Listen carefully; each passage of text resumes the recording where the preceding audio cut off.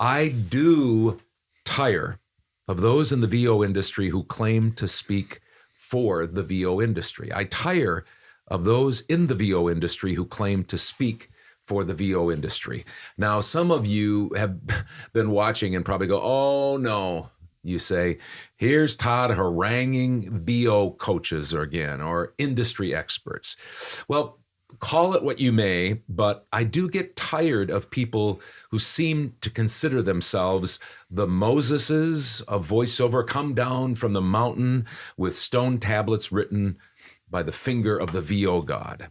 They talk about industry standards. They talk about this is good for the industry. They proclaim this is bad for the industry. They pontificate, if you don't charge industry standard rates, then you aren't a team player, or you're selfish. And they say even bigger things than that.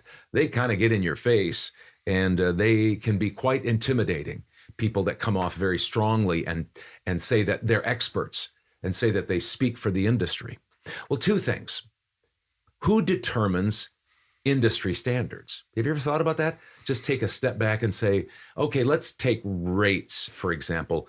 Who determines that? I know that there's surveys, like for instance, there's the GVAA rate guide, there's the SAG-AFTRA union, and I know those have been established for years, and there's lots of people that say they swear by those things. And they did research, and they came up with those rates.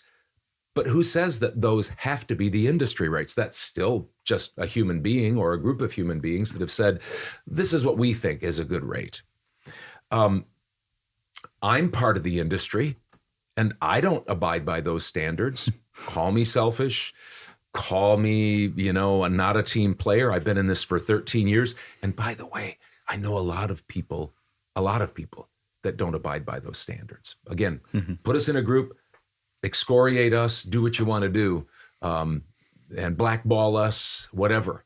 But that's one thing. Who determines industry standards? Second of all, I'm very, very, very leery of industry experts who use that kind of language, especially when they turn around just after laying people low who don't follow the industry standards.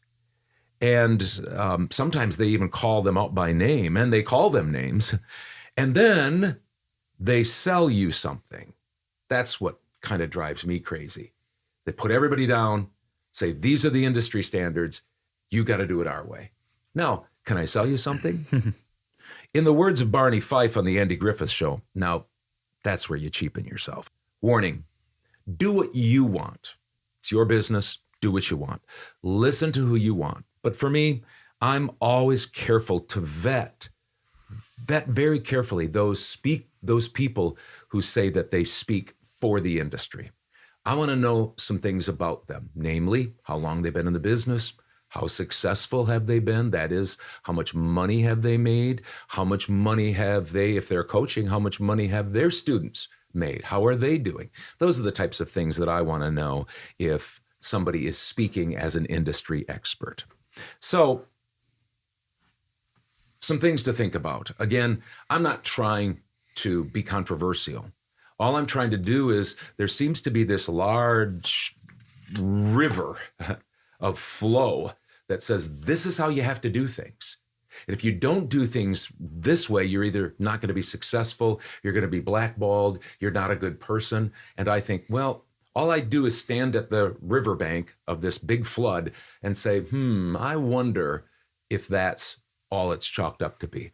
I wonder if they really know what they're talking about. So that's why I do tire of those in the VO industry who claim to speak for the VO industry. Be very careful when you either speak for the VO industry or you listen to them.